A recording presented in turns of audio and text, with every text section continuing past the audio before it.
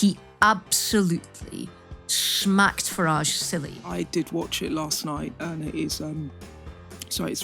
it's really, really upsetting. He's not being mainstream, not trying to look like a future Prime Minister. He's looking like the fringe elements of Tommy Robinson.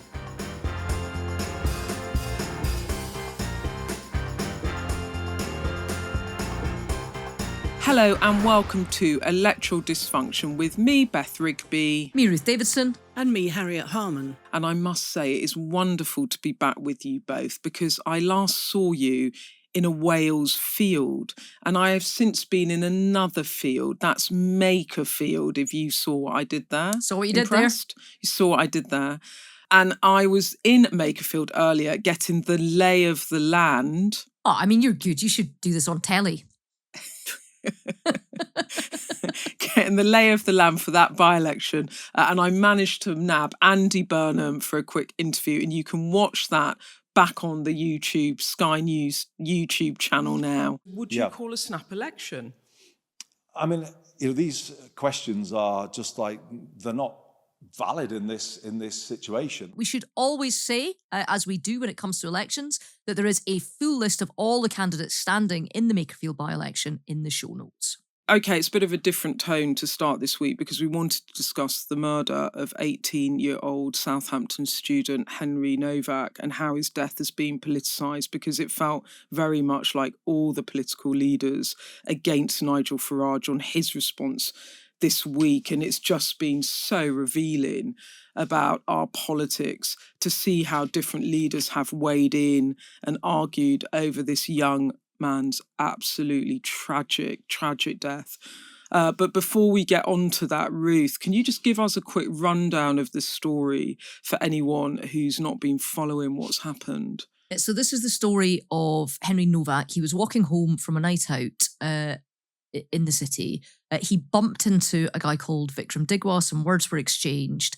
He was then stabbed 5 times by Vikram. About 10 minutes after the stabbing, Vikram was joined by his brother. They then called their dad, telling him to come to where they were. The brother then phoned 999 to allege that there'd been a racial attack.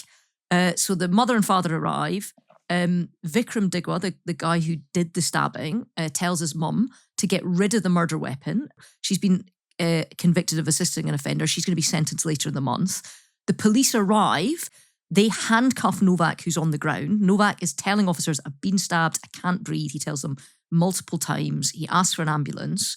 And we've seen body cam footage from the officers, one of whom who says, "I don't think you have me." They then realise that something is wrong because Nowak becomes unresponsive. So they then call an ambulance. The ambulance comes. Henry Nowak is pronounced dead at the scene. Vikram Digwa has now been sentenced to a minimum of 21 years. And the IOPC, which looks into the conduct of police officers, they've opened an investigation into what the officers were doing when they arrived and arrested somebody that was on the ground and that was bleeding out. And look, the body cam footage of the arrest of Henry Nowak has been released to the public with permission from his family. It's on the Sky News website if you do choose to watch it. We're not going to play this on the podcast because it is very distressing, contains very distressing content. It is, I did watch it last night, and it is... it's really, really upsetting. So you can watch it if you choose to. But it is a very, very distressing case. And before we move on to the politics of it, because we can't forget that, look, at the heart of this is a senseless and utterly horrific murder of an 18-year-old in his first year at university, starting his life. I mean, it's utterly heartbreaking, isn't it? I mean, you just can hardly begin to imagine how devastated the family must be. And one of the bits of video recording that was released was when Henry was in a lift on his way for a night out, just getting his hair in order. And it was so poignant and so touching. He was a young man at uni, his whole life ahead of him. It's just an appalling tragedy, and it's a horrific crime. And I think that's the kind of starting point. But of course, it's got very deeply involved in politics and has really shown up where people are in politics. And I think that's the point that Keir Starmer, the Prime Minister, was making. He's said to Nigel Farage, "You've shown what you are now." Kemi Badenoch stepped up and said, "This is an appalling tragedy. There needs to be an investigation, but we must have order on the streets. We mustn't have this mob rioting on the streets." Ed Davey, the leader of the Lib Dems, said the same.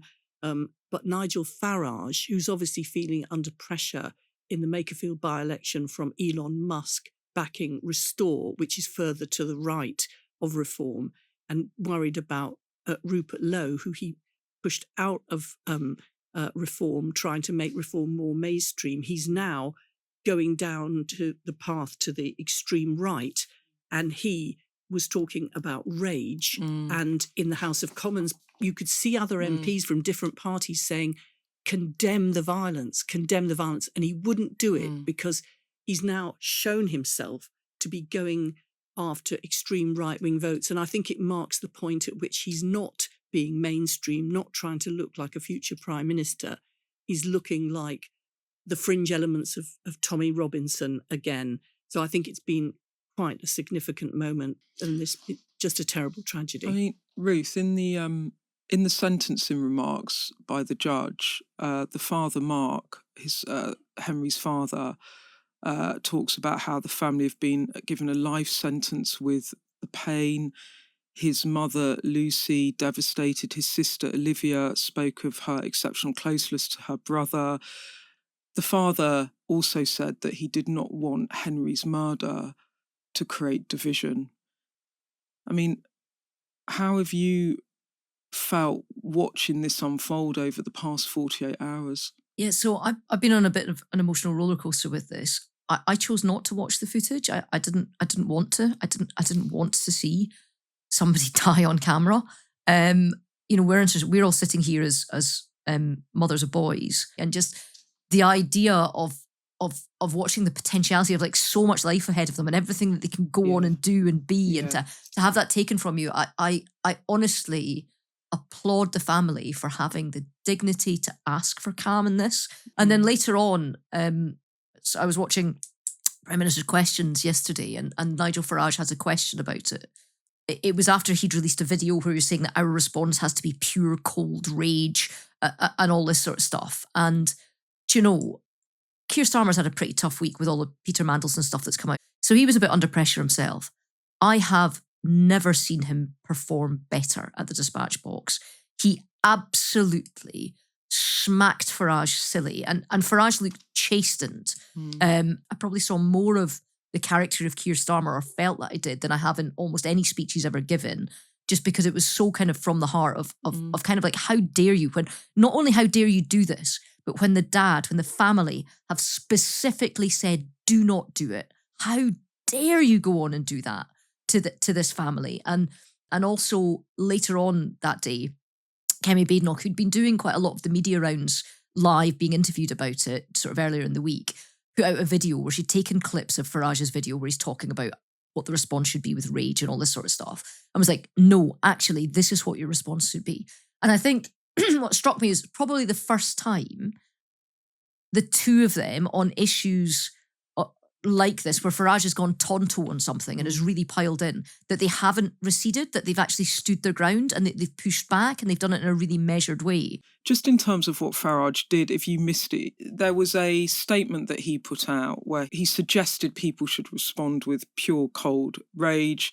He spoke about anti-white prejudice, and he called for the promotion of the idea that white lives matter just as much as black lives matter.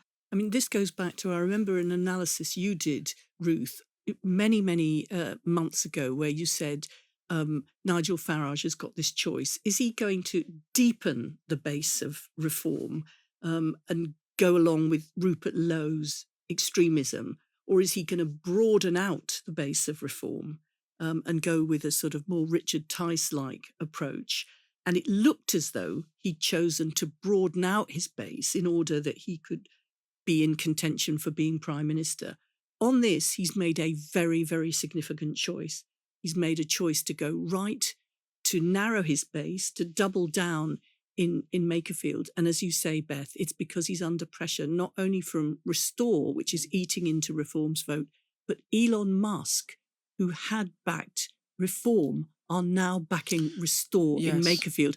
So he's feeling under pressure and he's going to the far right and finding himself back in the embrace of Tommy Robinson. And I think that it was a significant moment for Nigel Farage, but also a very significant moment for Kemi Badenoch, because she made a choice that she was not going to go down that path. And I think she showed herself to be, very good leader of the opposition at that point. I mean, the one thing I wanted to ask both of you about what you thought about Starmer's response, though, because in the chamber, he said to Farage, when Farage said to him it's a reflection of two-tier policing in this country, he said, I do not believe there's two-tier policing in this country. And then he went on immediately to criticise Farage's response. And what Starmer said of Farage was his response has been to appeal for rage. That's his response to a father who lost his son and asked for this not to happen. It shows exactly who he is. He said it's time for serious work, not rage, and talked about questions being answered. But what I thought he missed on, and I think he should have replied more robustly on, he didn't address Farage's question or assertion about two-tier policing. He did not push back on that. He merely said, I don't believe there is.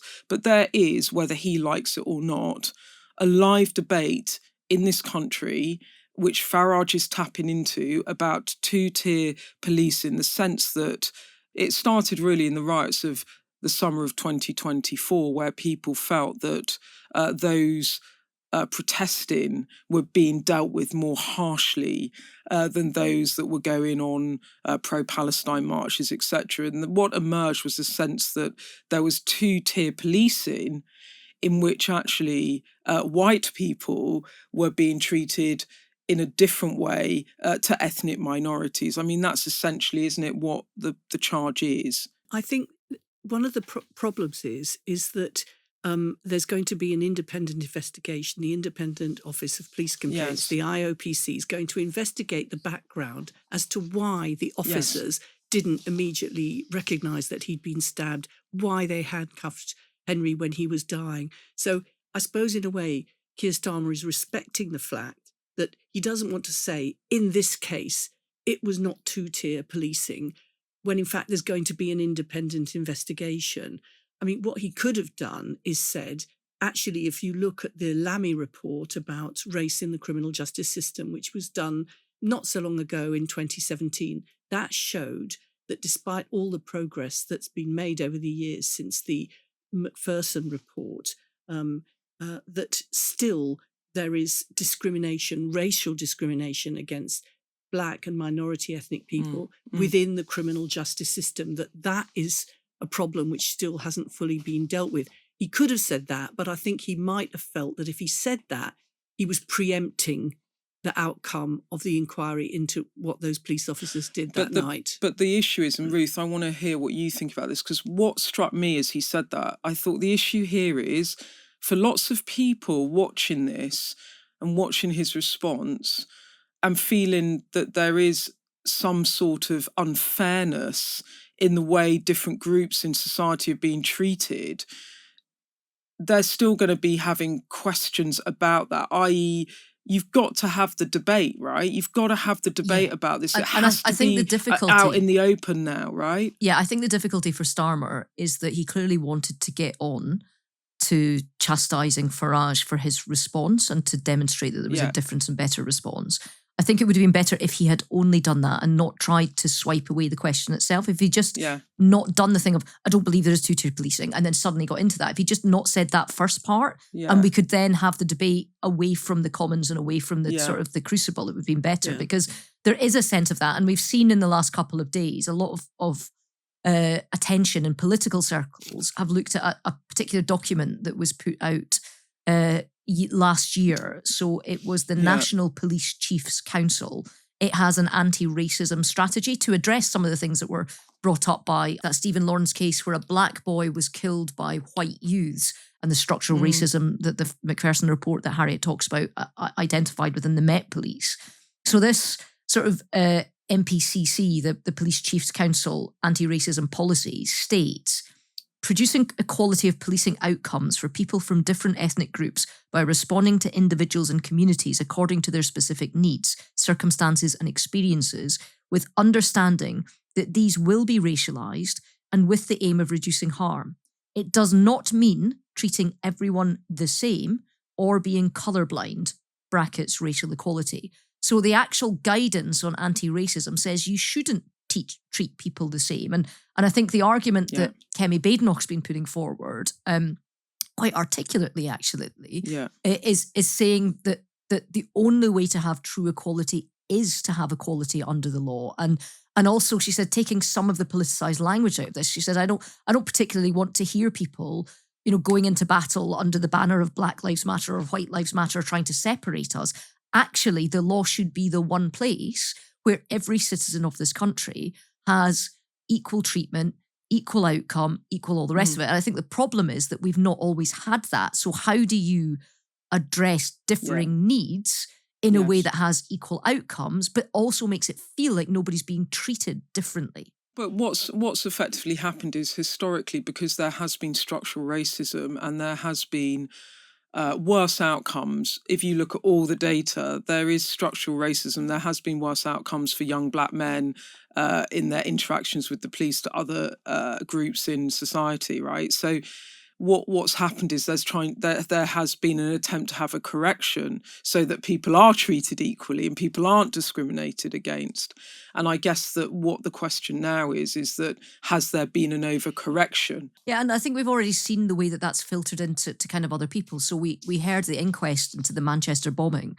One of the security guards there had identified the bomber and he wasn't happy with him. There was something about him. He was fidgety, he was sweating, he was wearing bulky clothing, he had a backpack, like all that sort of stuff. And he wanted to report it and he almost went in his radio and did. And then he said he didn't want to be seen as a racist for doing so. So it's that kind of, that sense that there is an inhibition. And I think probably in terms of some of the training that police have had, that's going to come under a lot of scrutiny as well, of what training did the responding officers have in this Henry Nowak case. Because they were responding to a report of a racist attack. That's what somebody had phoned 999 and said. My brother's just been subject to a racist attack. There was a white boy on the ground who was saying that, I've been stabbed. But their initial assessment was that they didn't think, I guess, that it was a serious issue. And that's why they handcuffed him. But then there's some of the response to that has been, well, okay, so why did you believe one person but not the other? Just to go back to the sentencing remarks again, because I found it very interesting, because partly what the judge was saying about why might the officers not have believed Henry in that moment was that the murderer was, to quote the judge, telling wicked lies, that his family, there were 4 people there with this narrative around what Henry clearly hadn't done. And then the other thing that I think it's just worth explaining, because it certainly helped me understand better what might have happened in that moment. I'm not making any suppositions, but the way in which Henry had Henry was stabbed in the chest above his ribs. And actually what happened was the knife cut a vein inside his chest cavity. And actually what happened was, as he was bleeding, it was filling into his lung. It was not bleeding out of his clothing in a massive way onto the ground. Now, normally, obviously, if there's a fatal stabbing, you would expect to see a lot of blood, and therefore the police would clearly see he'd been stabbed. And we, as journalists, we have to train for hostile environment training as part of our jobs. And it was so interesting to me when I read this, because it really resonated with the course I'd recently been on, which was, we were told, that check underclothing for stab wounds, check, because sometimes you might be wearing clothing that absorbs blood so you don't see it, or the blood is not coming out of the body, it is building up inside the body. So it made more sense to me, because when I read it, I was like, well, how couldn't they understand he was stabbed? And then it made more sense to me that he was bleeding internally, so it wasn't immediately obvious about the severity of his injury. So obviously there's going to have to be so much more consideration of what's gone on in this absolutely horrific case, and the IOPC will look into the context into which the police officers came. They'll look into why they didn't, as you say, look under the clothing, why they handcuffed him. And they've withdrawn, the government have asked for the guidance that Ruth read out to be withdrawn, but there will be a question about what guidance there should be, and there will have to be looking at the evidence of what perception is, because it's perfectly possible that there could still be race discrimination happening, but also there could be perceptions amongst white people that they're being unfairly treated. So I think that there will have to be a discussion of what the evidence is and also what perceptions people have, because the police need public support. And there'll also have to be a consideration of knife crime. And that's something that Ed Davey, the leader of the Lib Dems, called on for there to be a review of knife crime. I mean, broadly, fatal stabbings have actually gone down. So knife crime policies have been working, but clearly there does need to be review. One of the issues that will have to be looked at is the progress that's been made on tackling knife crime, and the numbers of fatal stabbings has reduced, which is good, but still, obviously, it's a major problem. And one of the issues that on knife crime is whether or not it does count as lawful grounds to carry a weapon, that you are a Sikh and that this is a ceremonial knife. Now, it is the case that the knife that was used to fatally stab Henry was not a Sikh ceremonial knife, but there is the tradition of allowing Sikh knives to be kept as part of cultural and religious tradition, same as there's an allowance of, in Scotland, the dirk, or Ruth will know about this, the sort of knife, the dagger that's in the top of men's socks. I mean, and that these are a lawful reason to carry a knife. Now, if you were a chef carrying your knife to work or something like that, there's a recognition in the law that this is not carrying an offensive weapon. But actually, I don't think that religious or customary grounds for carrying bladed weapons should be acceptable anymore. I don't think we should be allowing this anymore. I think if it's a work reason or something like that, that's acceptable. Okay. But I think we should move beyond the idea of male violence being recognised as an appropriate customary thing for them to be allowed to carry bladed weapons. I think all of that should go.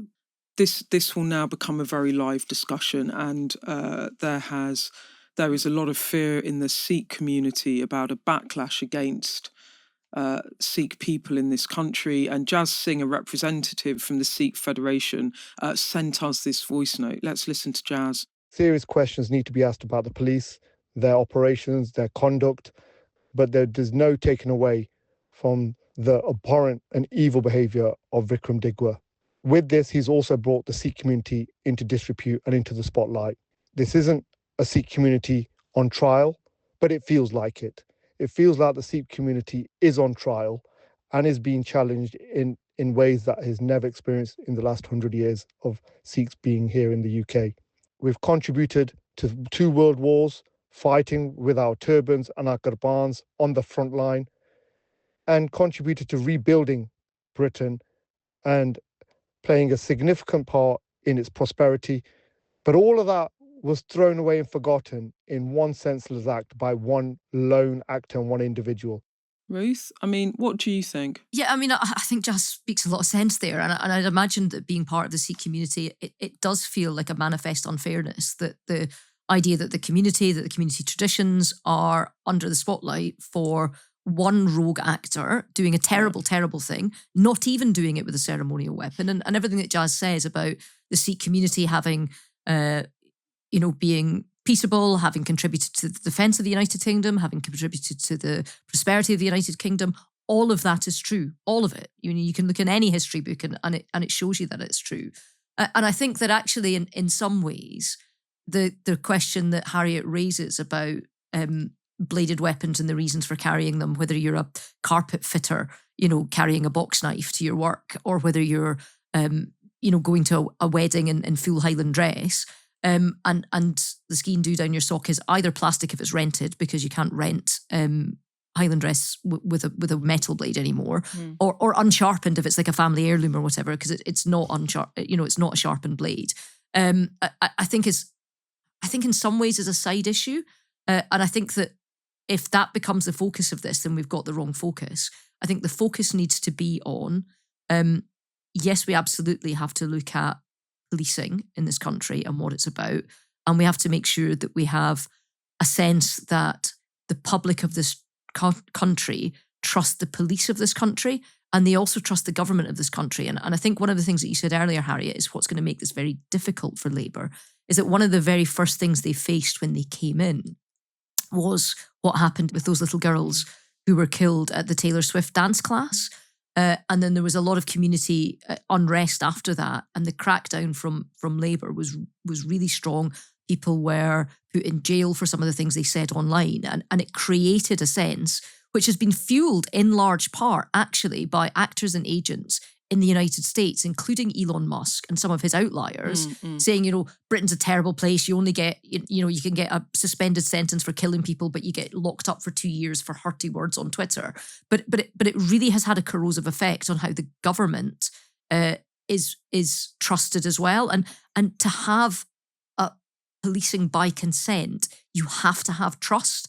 But Ruth, you sort of say kind of, be it carrying a ceremonial knife in Scotland, or having a ceremonial knife within the Sikh community, it's a side issue. But for some people who are watching this unfold, they will say that's not fair, that's not equality under the law. Like, if you're not allowed to carry knives, there shouldn't be a carve out for a ceremonial issue or a traditional issue. Yeah, of course, the fewer carve-outs you have, probably the more coherent the strategy is. I think in terms of the idea that because this has happened to Henry Nowak, nobody can go to a wedding wearing a full Highland dress where there's no reported trouble ever. We don't have situations. It seems like the wrong response to this issue, if I'm honest. But it's about people feeling that things are fair, isn't it? The reason I say this is I was watching something that was actually on the Southampton local news. It was online, and it was two people walking along. They'd been at the protest. They were clearly very upset, a man and woman, probably in their, 50s.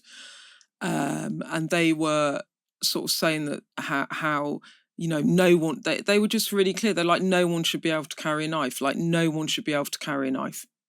For them, it was very clear that you should just not be allowed to carry knives in this country. And it doesn't matter your reason for carrying the knife, you shouldn't be allowed to carry it. I appreciate if you are a chef, you actually do carry your knives for work purposes. Or a carpet fitter, or somebody that's a delivery man that needs a box cutter, and then when you start looking at this, and you start looking at where you've got to have it. So I think in England and Wales, it's a knife over 3-inch blade. But there are carve-outs. You're right. There are carve-outs for Sikh ceremonial weapons. There are carve-outs for ski and do's, although typically they're only about 3 inches, so many of them would fall within that anyway. But and again, unsharpened. But I think everybody would realistically want to say, yeah, of course, let's just ban all knives everywhere. And then when you get down to, so wait a minute, you're going to give a mandatory 3-year sentence for somebody that had their Stanley knife, who's a carpet fitter, for example, in their pocket because they'd forgot to return it to their tool thing, and they were just walking to their van. Of course you wouldn't. That would be completely disproportionate. So the law is difficult. The law is difficult, and that's why time has to be spent over it, and that's why you have amendments, and that's why you take soundings and all the rest of it. But I honestly think that the response to this, the primary response, isn't about Sikh ceremonial weapons or men in Highland dress going to weddings, when neither of these things caused this attack. Well, I wonder whether there'll be a debate within the Sikh community itself. And, I've been down amongst the Sikh community in Southampton. It's a big and very well established and important and well integrated community in Southampton. And I do wonder whether the Sikh community in Southampton and in London and other places will themselves want to discuss whether they do want to keep that exemption for a ceremonial weapon. So I think that debate needs to be had not about the Sikh community, but from within the Sikh community themselves as well. Okay, well, look, we're going to wrap on that now, but please send us your thoughts in. It's a complicated, nuanced discussion, and it raises lots and lots of questions around a plethora of different subjects. But look, we are going to be back next week, and we're very excited about what we're going to be doing, because we're going to be speaking to a group of voters in Makerfield with the help of our favourite pollster, Luke Trill, to find out what they think ahead of that all-important by-election. I could have gone up and vox popped, but we thought, no, let's do this properly and get a proper selectorate from Makerfield to try and really get under the skin of what is going on in those towns and villages that make up that constituency between Manchester and Liverpool. So you're not going to want to miss that, are they, Harriet? Well, to make sure you don't miss that, and make sure you're following us wherever you get your podcasts, which will make sure every episode is delivered straight to your feed. And as always, please send us all your thoughts. The number is 07934 200 444, or you can email us at electoraldysfunction@sky.uk. But for now, goodbye. Goodbye. Goodbye.